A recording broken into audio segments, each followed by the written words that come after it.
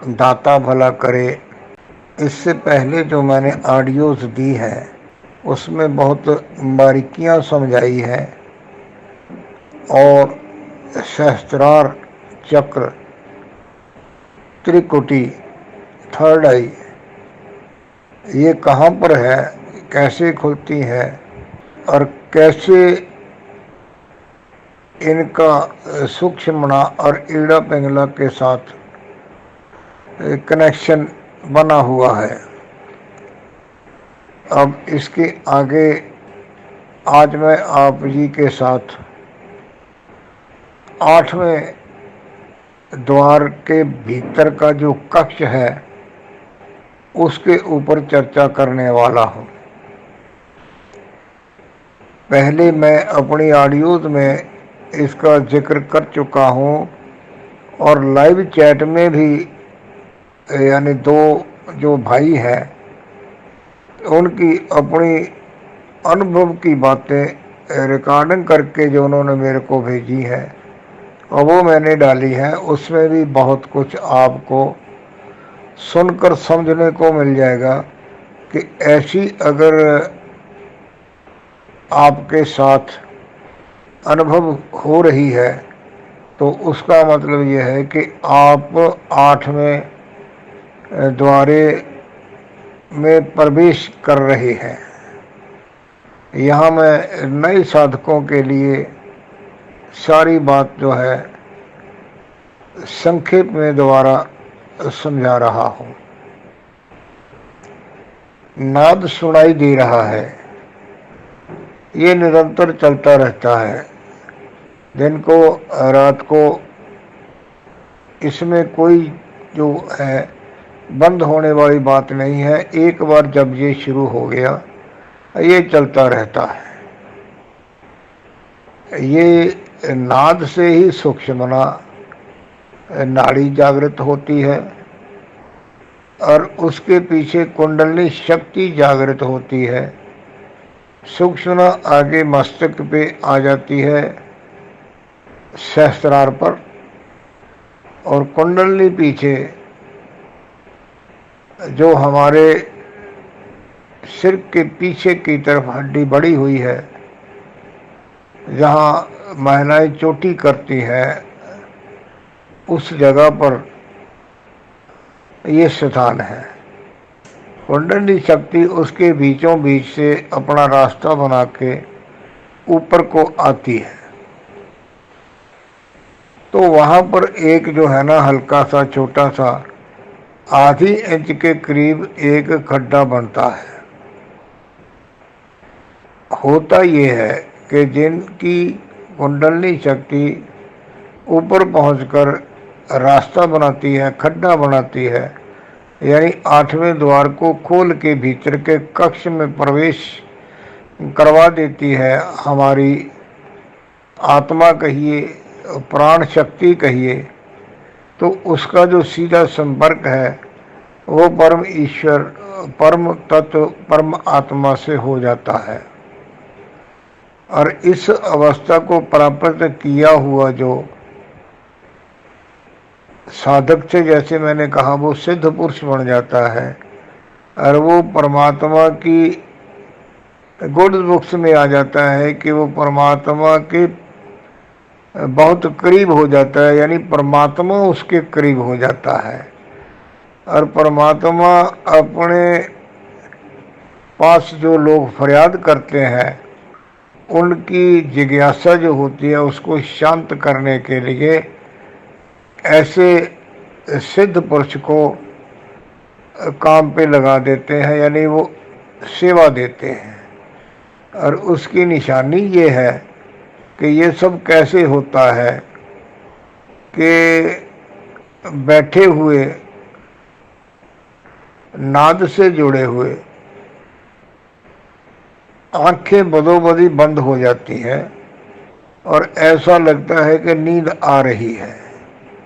अगर ऐसा होता है तो उस वक्त लेट सकते हैं, लेटने के स्थान है तो लेट जाइए, बैठे हैं कुर्सी पे, सोफे के, कहीं पर भी बैठे हैं तो आंखें बंद करके शांत होके बैठ जाना होता है।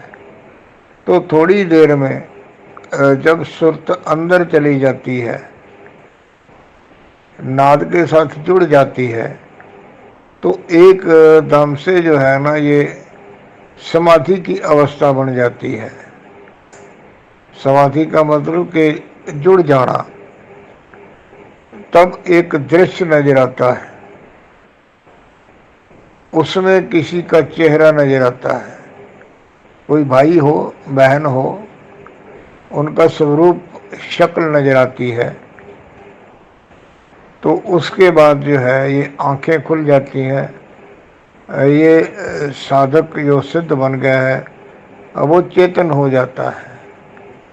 ये जो चेहरा या शक्ल जो दिखाई देती है, इसने परमात्मा के पास कोई प्रार्थना की होती है या कोई इच्छा व्यक्त की होती है, तो उसको परमात्मा ने जो उत्तर देना होता है, उसकी समस्या का जो समाधान बताना होता है, वो आप जो सिद्ध पुरुष बन गए हैं, जिसको परमात्मा ने वो दिखा दिया है, वो आपके सामने आएगा। उसी दिन भी आ सकता है, एक दिन 2 दिन लग भी सकते हैं, चाहे वो आपके पास चल के आए या इत्तेफाकन आपको उसके पास चल के जाना पड़े। ये जैसा भी उसका काम होता है वैसे परमात्मा साधन बढ़ा देता है। जब सामने आएगा तो आपको मालूम पड़ जाएगा कि ये वही चेहरा है जो परमात्मा ने मेरे को दिखाया था। तो उससे आप प्रश्न करते हैं कि आओ भाई, कैसे आए, क्या हाल है। जब थोड़ी सी बात हो जाती है तो मुद्दे की बात पर आके आप उससे पूछते हैं कि तूने परमात्मा से कोई प्रार्थना की है, कुछ मांगा है? तो वो कहता कि हाँ, वो मैंने प्रार्थना की है, मांगा है। तो आपके अंतर से ये जवाब आएगा कि जो तूने मांगा है अब वो परमात्मा ने तेरे को दिया, जो तूने अरदास की है वो परमात्मा ने तेरी सुन ली है। तो इससे उस व्यक्ति को ये तसल्ली हो जाती है कि मेरी प्रार्थना परमात्मा तक पहुंच गई और उसका जो भी कार्य होता है, शारीरिक हो, मानसिक हो, आर्थिक हो, आध्यात्मिक हो, वो सब जो है वो पूरे हो जाते हैं। तो कई बार क्या होता है,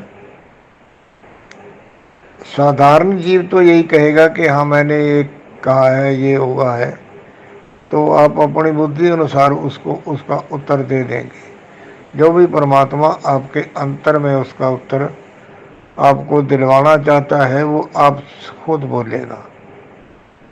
कुछ बंदे जो होते हैं अब वो थोड़ा शैतानी बुद्धि वाले होते हैं, वो आपकी परख लेने के लिए ये कहते हैं कि अगर आपको मालूम है कि मैंने प्रार्थना की है, परमात्मा से कुछ मांगा है, तो आप मेरे को बताओ। तो उस वक्त आपको ये नहीं मालूम होगा कि इसने क्या मांगा है।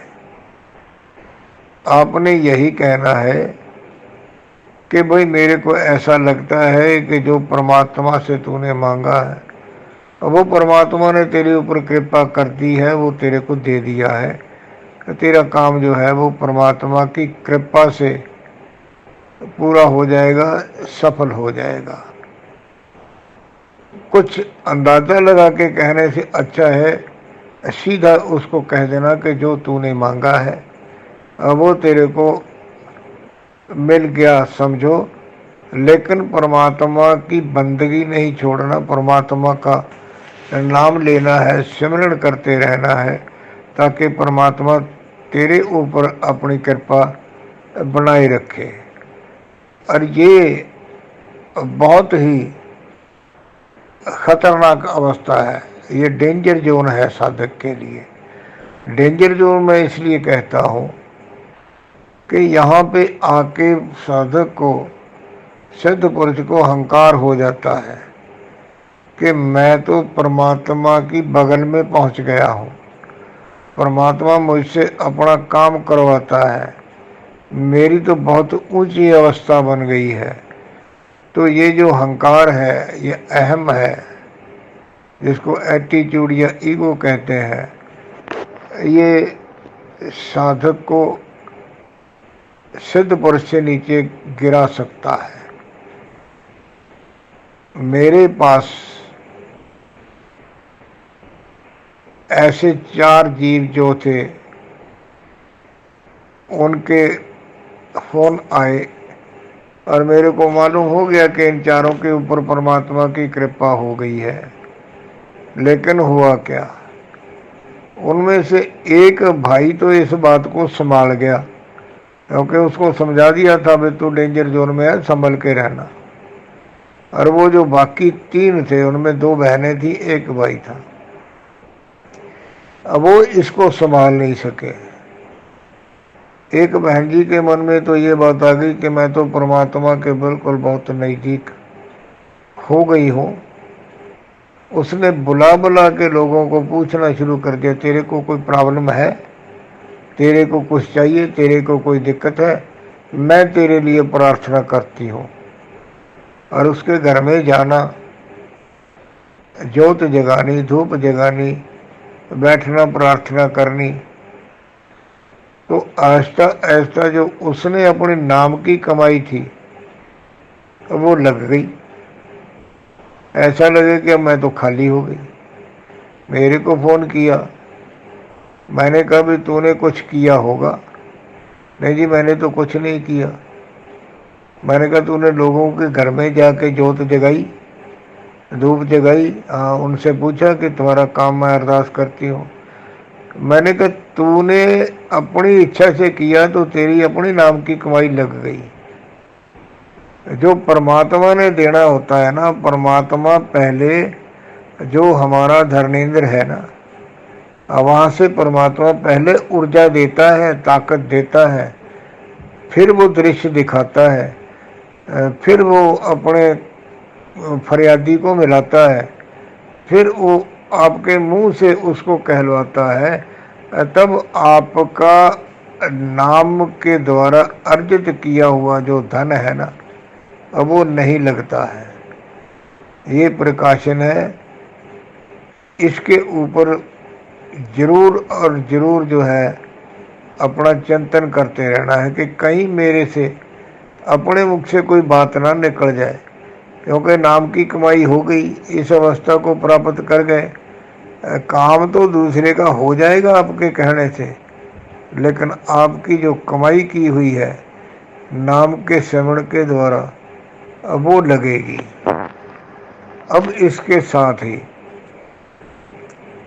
परमात्मा आपको 9वें द्वारे के भीतर जो कक्ष है वहाँ की सोझी भी दे देता है। वहाँ पर जो कृपा है वो भी आपको मिल जाती है। और वो कृपा ये है कि जब आप किसी के लिए प्रार्थना करोगे तो वो भी पूरी होगी। लेकिन बात वही है डेंजर जोन वाली कि प्रार्थना जिसके लिए करनी है उसकी योग्यता भी तो पहले देखनी है कि वो बंदा धर्म कर्म वाला है, परमात्मा को मानने वाला है। उसके लिए प्रार्थना होगी तो आपकी कमाई नहीं लगेगी, अदरवाइज यहाँ भी खतरा है। तो ये जो बातें हैं, बारीकियाँ जो है वो मैंने आपको समझा दी है। प्ले लिस्ट में जाओगे वहाँ पे भी आपको इसका जो है ना ऑडियो, 2-1 ऑडियो मिल जाएगी। उसमें भी मालूम पड़ जाएगा कि परमात्मा के नज़दीक होने पर क्या क्या जो कृपा परमात्मा की होती है और उसको कैसे संभालना है और कैसे उसको इस्तेमाल करना है। हाँ, मेरी ऑडियोज़ जो आप सुनते हैं अच्छी लगती है कोई बात, उसको लाइक कीजिए।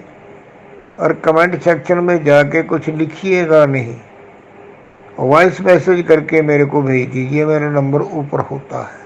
उससे मेरे को और भी इंस्पिरेशन मिलेगी कि लोग क्या चाहते हैं, क्या अच्छा लगता है, और क्या उनकी समझ में नहीं आया उसको कैसे मैं बेहतर तरीके से और समझा सकता हूँ।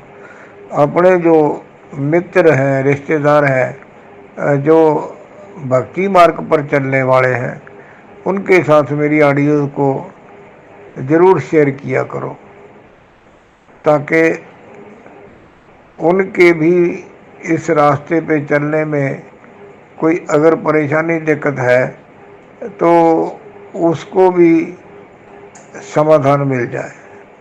धन्यवाद। दाता भला करे।